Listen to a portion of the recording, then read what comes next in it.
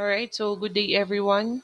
So, for today's session, we will be discussing another topic, which is about the herbs and spices. Okay, so this is under PCHM 101, which is the fundamentals in kitchen essentials and food preparation. Okay, so we have our learning objectives that at the end of the session, the students must be able to differentiate herbs and spices, identify facts about pasta, and the third one is to understand some cooking methods. But anyway, class, take note that this lesson is also included to your upcoming final examination.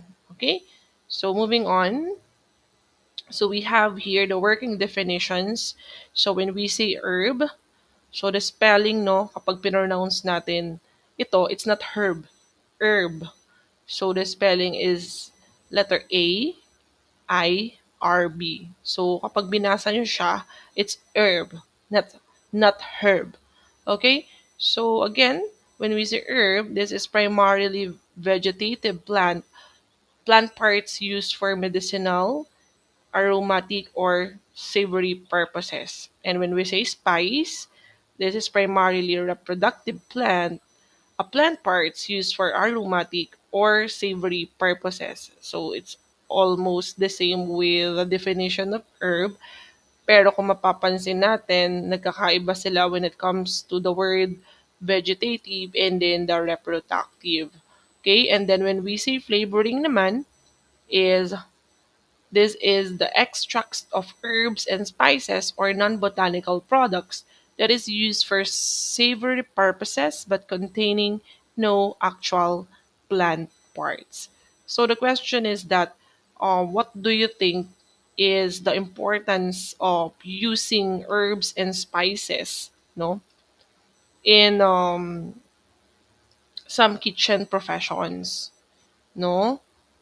Bakit ba gumagamit ang mga chef or culinarians ng herbs and spices sa kanilang mga dishes or even the flavorings?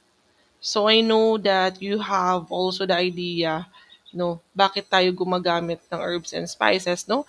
And kung mapapansin din ninyo, nagbigay ako sa inyo ng assignment, no, that you will be researching, no, about the recipe of a pasta and then make sure the main ingredients is the herb and spices.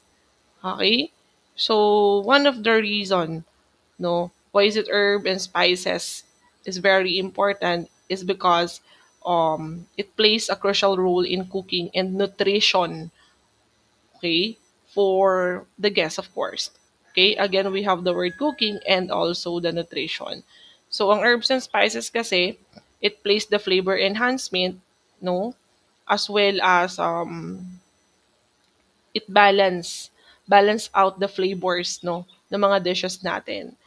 It can be sweetness ba, no, yung kailangang kalabasan ng isang dish natin, or sour or bitter, salty or umami taste ba sa isang dish. That's why we're using herbs and spices.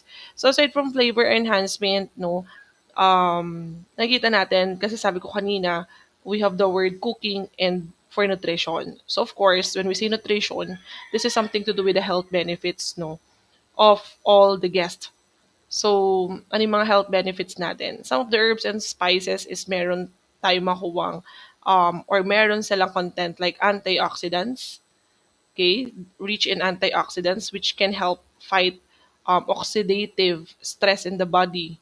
And some of the health benefits also is yung sinasabing anti-inflammatory properties which is commonly nating makukuha sa mga different kind of spices like turmeric, ginger, and so on.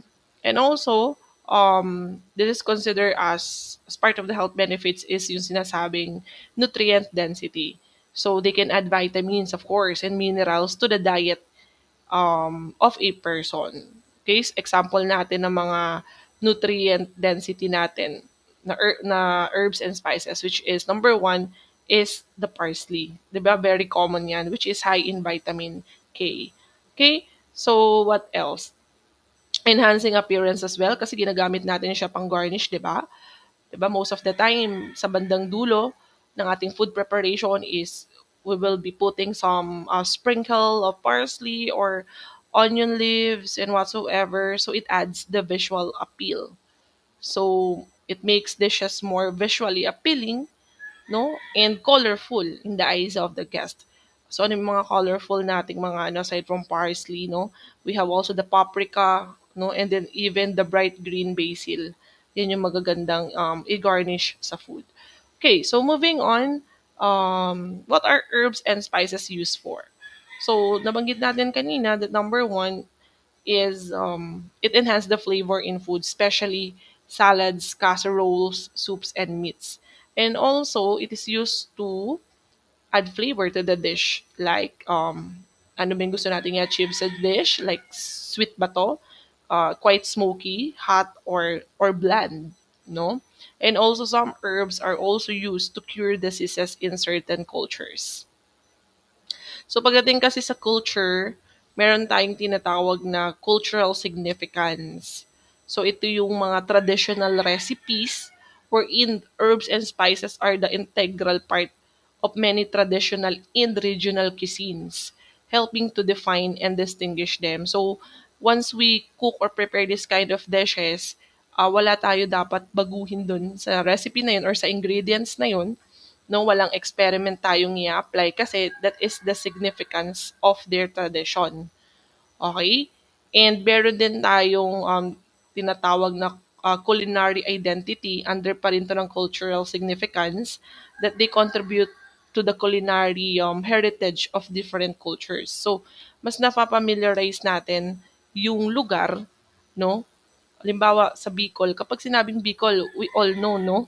Anong klase ng dishes yung kanilang um, pine-prepare most of the time. 'Di ba? So, we have the Bicol Express. 'Di ba? Hindi naman pinakbet. Hindi naman munggo.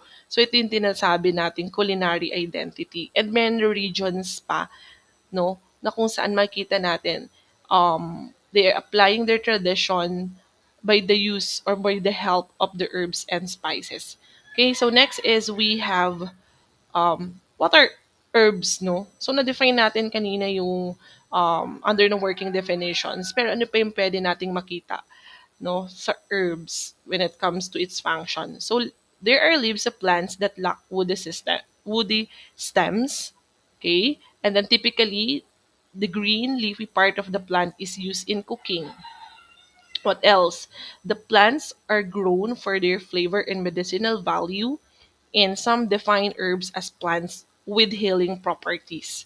So, mas mabilis matandaan na kapag sinabing herbs, usually it made from leaf of plants, and then meron mga ano meron tayong mga herbs na may stem. Okay? Pero most of the time na mga herbs natin is wala talaga siyang kasamang stem. So, talagang dahon lang. Okay? So, yung halimbawa, yung parsley natin, though may stem yon, pero hindi natin siya mako-consider as woody eh. Kasi fresh parsley pa din yung pwede nating makuha or i-decorate sa isang dish. Okay? And then typically pag herbs, lagi yan nasa family ng green, color green. Okay? And then sometimes hindi lang 'to ginagamit as garnish, nagiging part pa din, no, most of the time ng cooking techniques ng mga chef. So hindi lang siya pang garnish. Even sa kabuang process, nagiging involved yung herbs, no? And ayan, we have also the facts about herbs. So they can be grown in window boxes and in backyards. And the smell of fragrance of herbs comes from tiny hairs with glands all over the stem and leaves of the plant. So the fragrant oil is released by pressure, like crushing a leaf or by sunlight. So kung mapapansin nyo, no, kapag pupunta kayo sa grocery store and then may kailangan kayong herbs, no, para sa inyong ilulutong dish. Minsan kapag hindi pa kayo malapit dun sa pinaka-storage ng mga herbs, humahalimuyak na yung amoy niya that you know already that this is the storage or area kung saan nyo makukuha or kung saan nakadisplay yung mga herbs. So, ganun katindi. And that is coming from the hairs or the glands over the stem or the leaves ng plant. Okay? And then, kung ito naman ay iluluto na natin sa bahay, hindi nagbabago yung smell niya. No? Paglagay pa lang natin sa kitchen or ito transfer natin sa refrigerator, 100% pa din yung fragrance ng mga herbs natin. Unlike other kind of spices, maaamoy lang natin siya once we open the bottle or once we open the pack kung saan nakalagay ang spices. Pero yung herbs, even transparent lang usually ang kanyang packaging, talaga na ano na natin, naamoy natin na okay, herbs to. It's not spices. So, as HM student, you must know paano din nyo i-differentiate or paano nyo i-familiarize when it comes to smell, ha? If this is spices or this is herbs. So, mahalaga yun as HM student, no? So, again, balikan natin saan to tumutubo or saan natin to pwedeng makuha. So, they can be grown in window boxes and in backyards. So, yan yung form nila ng pagpa-plants ng herbs and spices. And then, we have also, ayan, what are spices naman? So, when we say spices, they are dried roots, stems, and seeds plants that are usually grown in the tropics. So, they are aromatic substances of vegetable origin used as preservative and used to add flavor and zest to foods. So, kung mapapansin natin, based from the definition, it's not green leafy, no? Katulad ng pagde-describe natin sa herbs. It came from the dried roots, stems, and seeds of plants. So, may mga spices tayo na powderized na siya. Meron naman parang crack lang. And that is, nanggagaling yan dito sa mga na-mention nating parts no, ng plant, which is the roots, the stems, and even the seeds. Okay, aromatic din siya. So, may fragrance pa din naman. Okay? Pero, ang nagiging function nito is we can use spices as preservative if we want to prolong the life of the dish. So, for example, magmamarinate kayo, okay? Meron kayong kailangang i-prepare na food which is gagamitin pa halimbawa the next day, you can add spices para mas yung lifespan ng dish na yon, no, is humaba. Na hindi naman kayang gawin ng herbs, no? So, ito yung advantage naman ng spices. Okay? And also, we have the characteristics of spices. So, not all spices are hot like many may think, but most do add flavor. So, pag sinabi kasi spices, lahat from the word spice, lahat to, parang maanghang eh. No. Kasi there are kinds of spices na balance lang ang kanyang taste and even the smell. So, spices are sold in whole and ground forms, with ground being the most popular. And some examples of spices are cinnamon, nutmeg, pepper, and ginger. So, as you can see here sa photos natin on the side, so, powderized na siya, and then, yung iba naman is medyo crack or may buo-buo pa. Okay? So, dito natin makikita yung differences ng spices when it comes to texture and characteristic compare sa herbs natin. So, madali siyang i-differentiate, no, pagdating sa appearance. Okay? So, we have also the difference between herbs and spices. So, it says here that spices and herbs are both from plants. Tama naman, gaya ng na-mention natin kanina. So, yung herbs kanina is coming from leafy, and that is green one na part ng plants. And then, yung spices natin, again, is coming from the dried roots, stems, and also the seeds. Tama? And again, coming from the plants, and they're used in very small amounts to flavor food. So, small amount, of course, it depends upon the recipe. Kung ilan ba yung kailangan nating ilagay, if that is a pinch lang, or teaspoon, or tablespoon lang. And spice refers to the seasonings made from dried seeds or bark, and spices generally originate in the Far East and tropical countries. And herb refers to any plant with fleshy parts that are used in brewing tea and seasoning foods or as medicines. No? As you can see naman, yung herb natin though, hindi siya nagagamit for preservatives na meron ng spices. Pero we can use herb as medicine naman. Ito naman yung advantage ng herb natin. Okay?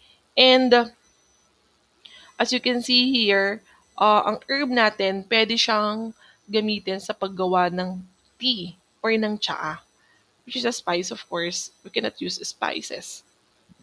Okay? And ano pa yung pwede nating makita dito? They are originated, no? Ang spice natin is from the Far East and tropical countries.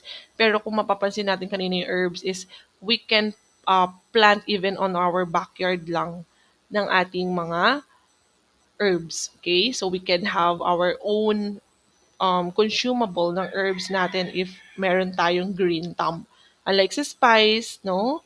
Parang since the origin is coming from the other country, meaning to say, hindi ganun basta-basta rin tayo, no? Nakakagawa ng spices natin here in the Philippines. So most of the time na nakakita natin pag nag-visit tayo sa mga grocery store, no, is may mga suppliers yung mga yan. That's why nakakapagbenta or nakakapag-display sila ng iba't ibang klase ng spices. At ang mahilig sa spices, iba't ibang country eh. Hindi naman sa atin totally talaga nag-originate. Tayo yung nag-adapt. Okay? And what else? So how to store herbs and vegetables. So always store them in cool, dry places away from the light. So pwede naman natin siyang hindi fridge, not necessary pag sinabing cool is refrigerator agad. So make sure lang medyo malayo siya sa sunlight or hindi masyadong mainitan yung area and storage na yun. We can store properly herbs and vegetables, okay? And keep containers tightly closed so we can use sa mga herbs magandang gamitin yung mga ziplock. And then yung may mga holes yung ziplock kahit papano para may konting hangin, no, na pwedeng um, mahingahan yung ating herbs. Wag naman sobrang nakalak yung pinaka-ziplock natin kasi at the end of the day, pwedeng mabulok, no? Yung ating herbs. When storing fresh herbs, keep them in the refrigerator. Putting the washed herbs in a Ziploc bag with a paper towel is a good way to keep them fresh. So pagdating naman sa mga fresh herbs, requirement talaga is to store inside the refrigerator. Pero yung sinasabi dito sa number 1 kanina is if ever yung mga herbs natin is nagamit na, then may natira pa, it's fine na hindi mo na ibalik yan sa refrigerator. Okay? So yung number 3 lang natin dito yung kailangan nating bigyan ng clarification that if that is fresh herbs, is you need to keep them inside the refrigerator. At mas maganda, huhugasan mo na siya bago ilagay sa ref and then transfer the Ziploc with paper towel or mga kitchen tissues, no? Pwede insert sa Ziploc and then store natin siya. Kasi ina-absorb niya yung moist sa refrigerator. So, pag nasa ref kasi na hindi na nababasa yung mga herbs natin, mas tumatagal ang kanyang lifespan. Iwas pamumulok, kumbaga. And then a few more storage tips is buy herbs and spices in small amounts, okay? So kung ano lang dapat yung gagamitin natin within the day, kung ano hinihingi ng recipe is yun lang yung i-avail natin sa grocery store. Paano yun, ma'am? Kung pinch lang or 1 tablespoon, normally wala naman pong nabibiling 1 tablespoon lang or pinch ng mga herbs and spices. Tama nga naman. So, kung ganun ang magiging sistema, kindly check first the recipe at kung alam ninyong may matitira, even 1/4 or 1/2 ng ginamit ninyo, okay na yun. Kasi, for sure, magagamit nyo yan the next day na hindi tatagal ng almost a month. Okay? So, mas maganda yun.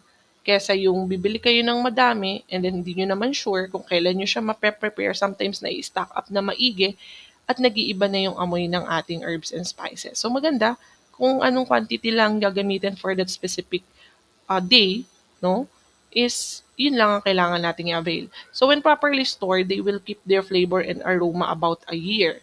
So, eto naman, kung limbawa, kahit meron kayong small amount na natira, pero hindi nyo pa talaga kasi gagamitin eh, no? Matagal-tagal pa ulit yung gamit nyo sa klase ng spices na yan. So mas maganda, you need to store it properly by means of, halimbawa kung nasa pakete lang yan or sachet, is ilagay na natin sa Ziploc, no? Yung ating mga spices. So, naka-packaging na siya, pero ipapackaging nyo ulit siya ng Ziploc. Okay? To store it properly. At kung may nabili naman kayo, limbawa, ma'am, paano po yung mga nasa bottles na spices? And then we don't know kung kailan ulit magagamit eh. So, pwede nyo namang i-store ang ating mga bottled spices sa hindi din exposed too much sa sunlight. Okay, mas maganda nga yung kitchen natin, medyo cool lang yung ano, yung kumbaga, yung ano ng hangin, maayos na ventilation, mas nagiging maganda yung pag store din talaga ng mga spices natin, lalo na yung mga naka-bottled. Kung kakayanin namang i-fridge, pwede din, pero hindi masyado itong nire-required kasi sometimes dumidikit na sa bottle pag nalamigan. Okay? Whole spices will last longer, and you can tell if you're stored something too long by rubbing it between your fingers or palms. If there is no odor, then you have stored it too long. So itong last statement natin, um, you can tell if you've stored something too long. Gagawin nyo po is irarub nyo between your fingers or palms, no? Parang gagawin yung lotion, or pwede naman yung dalawang fingers lang sa isang kamay natin. If there is no odor, so pag wala na daw aroma, you have stored it too long. Ibig sabihin, na-stock up na siya ng matagal na panahon. So, hindi rin kasi totaling nire-required tayo. Yung sobrang tagal siguro, sometimes no, it will take 1 year at mahigit pa. Kasi yung sinasabi dito na for a long time, 1 to 3 months will do, pero isang taon na nakalagay sa cabinet at hindi nagagamit, nawawalan din yan ng aroma or fragrance. So, kapag wala ng fragrance yan, automatically, wag na siyang gamitin. Okay? So, next. Ayan. So, we have facts about pasta naman. So, how many calories, we have question number 1 here. How many calories does a cup of pasta contain? So, the answer is 200 calories. Okay. So, did you know that pasta has calories because it is composed primarily of carbohydrates, which is a source of energy. Okay? In carbohydrates and protein, yung content nun, no, yung carbo and protein, um, with the small contribution from fats, ayun po yung bumubuo sa pasta. Okay? So, regardless kung anong klase ng pasta, we have a lot of types of pasta. Meron tayong spaghetti, we have the penne, we have the ravioli, we have the linguine, we have the lasagna. So, lahat ng klase ng pasta, composed of 200 calories, that is composed of carbohydrates, and then meron din siyang protein content with a small contribution of fat. Okay? And number 2 question is, what type of pasta is often cooked in tomato sauce filled with minced beef? So, as you can see here, the picture, yung ganyang klase po ng pasta is what we call penne. Okay? So, this is the type of pasta typically cooked with tomato sauce, wow, and minced beef, and often referred to as spaghetti bolognese. Kumain na ba kayo sa Pizza Hut? 'Di ba? Ayan, meron silang ino-offer doon, pero parang spaghetti with meatballs na lang yata ang meron ngayon. Ayan. So, spaghetti bolognese. However, several types of pasta can be used in this classic Italian dish. So, hindi lang naman din penne. Kahit anong klase, depende sa choice ng ating chef or ni guest. But penne, kung makikita natin ang kanyang itsura, this is a tubular pasta with ridges. Yung ridges niya, yan yung dalawang magkabilang dulo, no, that help the sauce adhere better. So, maganda to lagyan ng tomato sauce filled with minced beef kasi because of that shape na tubular siya, mas nako-cover up, no, yung sauce natin, which is the tomato sauce and also the minced beef. Okay, so kumbaga parang kumakapit Kasi pwede din ma-insert yung tomato sauce and even the minced beef inside kasi tubular nga ang kanyang size. And number three, which pasta is considered as stranded pasta? Of course, no, alam nyo naman to and obviously, ayan sa picture is the spaghetti. Okay? But anyway, no, balikan ko lang yung number two natin kanina. Yung minced beef and tomato sauce combination um is a hearty and popular choice and then referred to as ragu. Okay? Ragu, R-A-G-U, again, ragu, letter R, A, letter G, and U. So this is an Italian cuisine and it is composed of various pasta with one shape, which is the tubular, that can hold the rich meaty sauce. Okay? So take note of that. We have the word ragu, which is Italian cuisine. Tawag sa kanila ragu. Yung mayroong tomato sauce filled with minced beef. Okay? And number three natin, which pasta is considered as stranded pasta? The answer is spaghetti. Because stranded pasta refers to what? This is the type of pasta that are very long, they are very thin, and they are string-like. Tama? So, lahat naman tayo siguro, no? Birthday, Christmas, New Year, lahat na ng occasion, hindi mawawala ang spaghetti pababa. So, spaghetti is the most well-known type of stranded pasta and it's long, thin, and cylindrical when it comes to the shape, no, or characteristic. Then we have also what is pasta.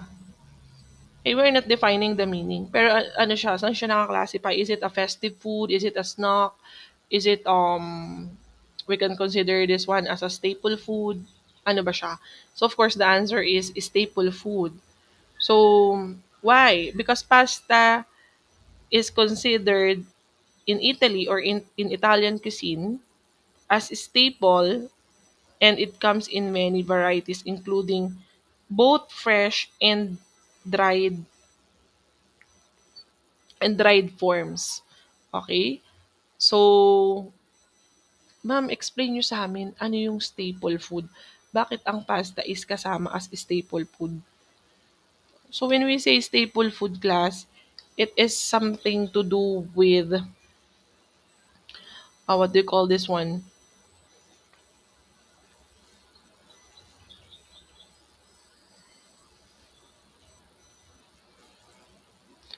Okay? So, going back, staple food is, this is an essential food item, no? Consider natin siya as basic and essential food that forms the foundation of a traditional diet. Okay? That it provides a large portion of um, daily calorie and nutrient intake ng isang tao. So, staple foods are typically abundant. Staple foods are typically affordable. Staple foods have a long shelf life and making them what else accessible to large groups of people, no? So hindi lang pwedeng isang tao yung mag-take. Halimbawa, pag nag-order sa restaurant ng pasta, no?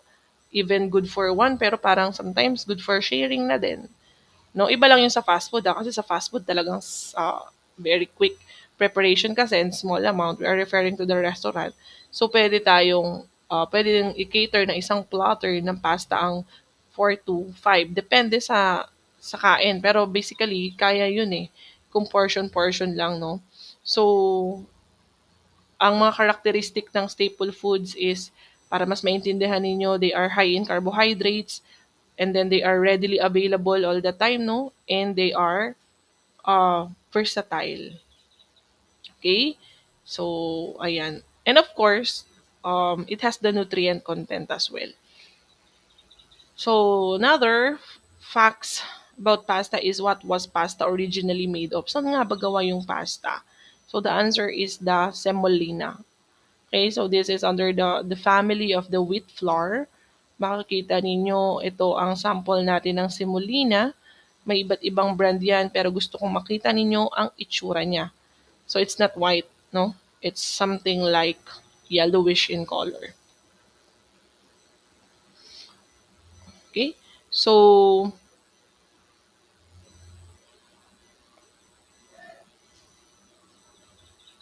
okay, so this kind of pasta is made from a mixture of wheat flour, wheat flour, and water.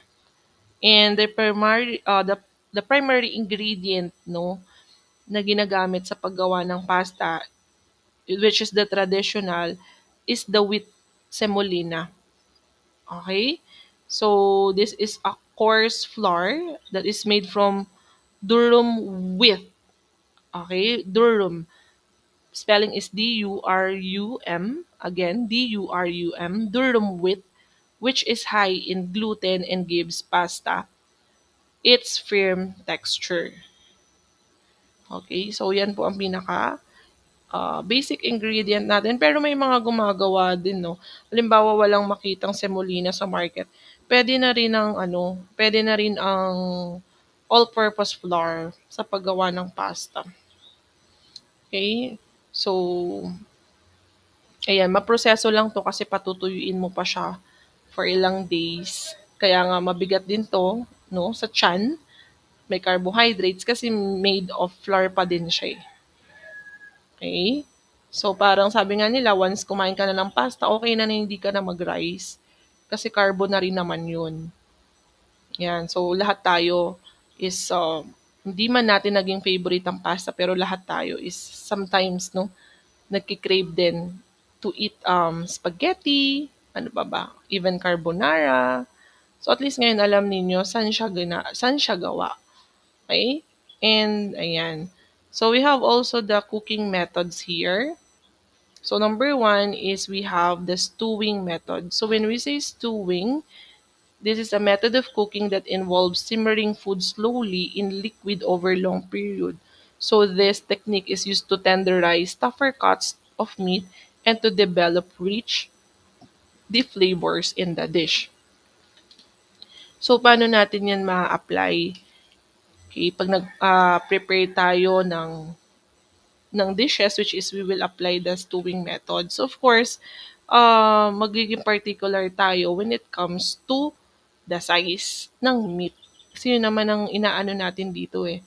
Yun naman ang dinedescribe natin, to tenderize tougher cuts of meat. So, paano matitenderize yung cuts ng meat natin? So, the best description is kailangan, in stewing method ha, is to have the smaller, even bite size pieces prior to stewing. So, ibig sabihin, kasama to sa mise en place, na yung cuts natin ng meat dapat is small, even bite size. Small, even bite size. So, magkakaparehas ang size. Halimbawa, pork, mag-stew kayo ng pork stew. Okay? Or fish stew.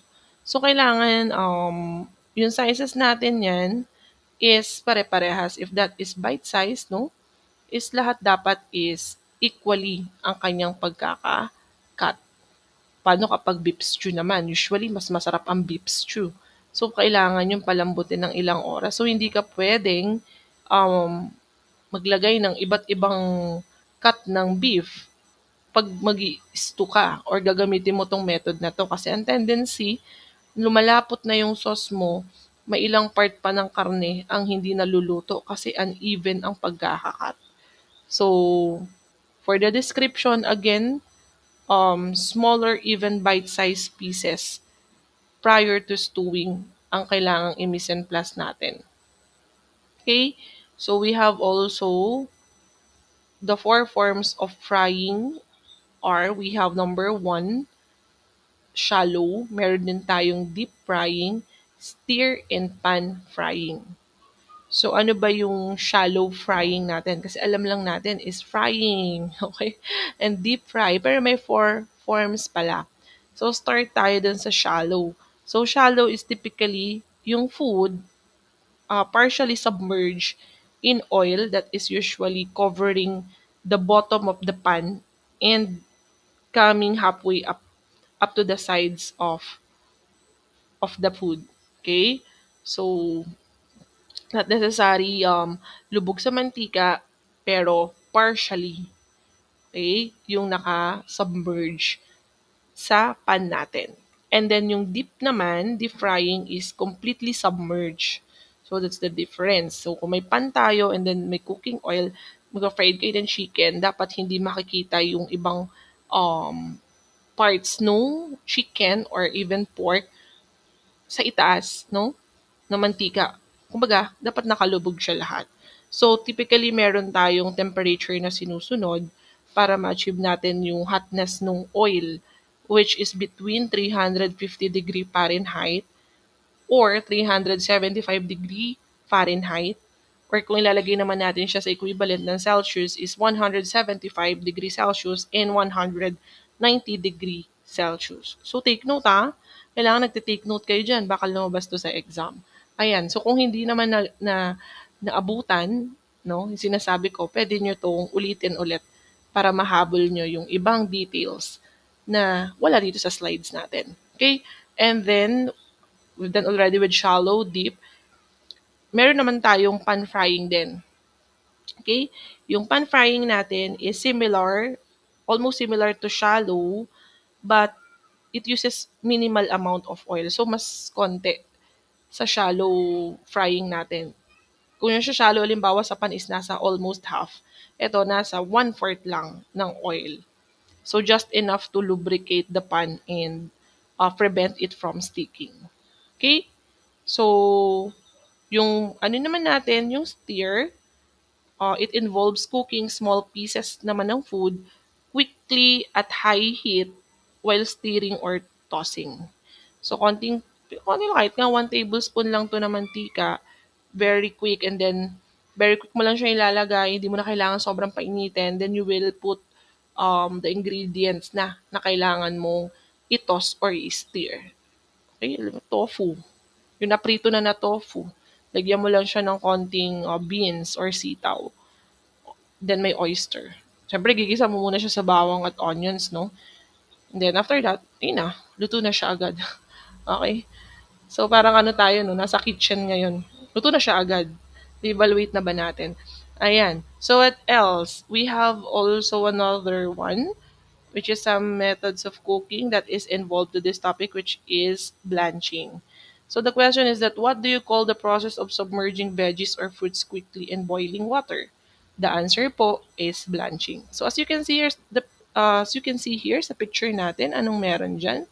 We have the vegetable and of course merong ice and then water. And then yung equipment naman, we have the bowl and we have the strainer. So this process of submerging vegetables or fruits quickly in boiling water is called blanching.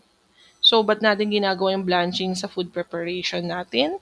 Of course, ang kanyang advantage is to preserve the color ng vegetable, to maintain of course the texture and enhance the flavor.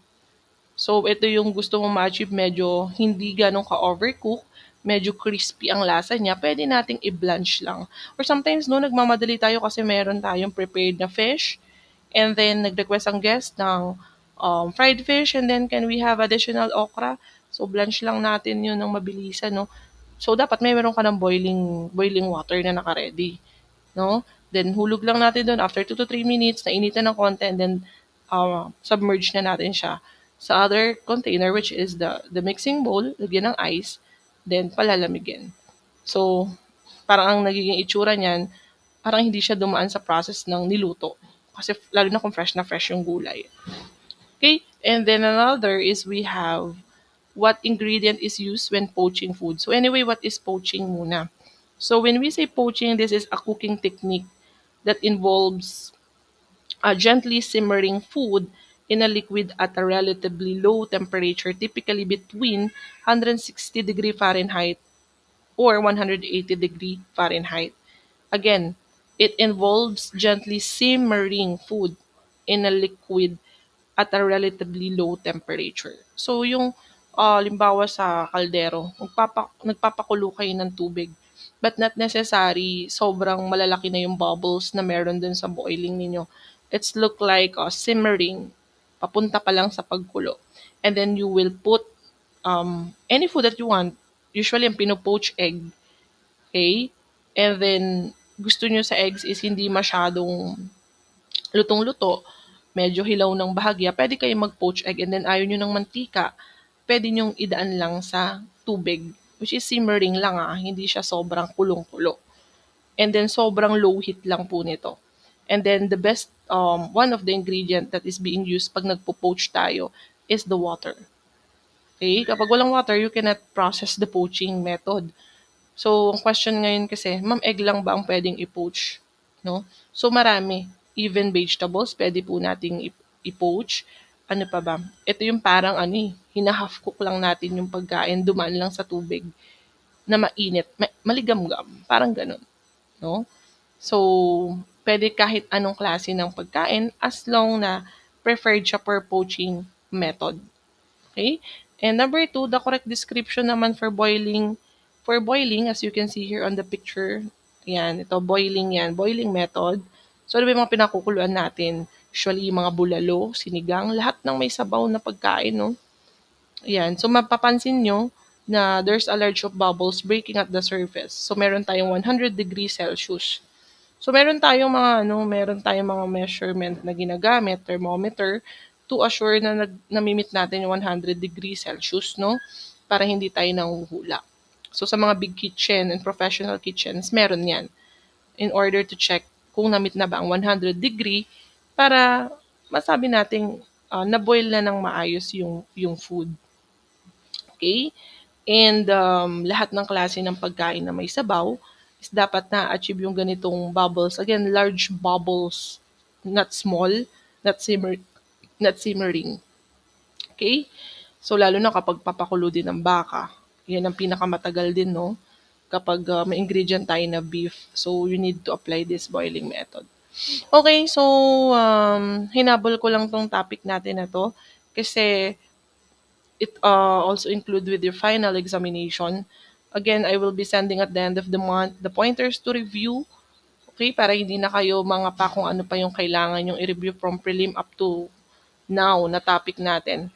So, might as well to review all the recorded lesson as well as itong topic na to. Kasi lahat ng na-mention ko dito sa lesson na to ay included sa examination. So, kapag gusto pang intindihin more, no, if you have time pa, pwede nyo itong uliting panoorin. Okay? So, that's it for the session for today. Thank you for your active listening. Thank you for your time and God bless everyone. Goodbye.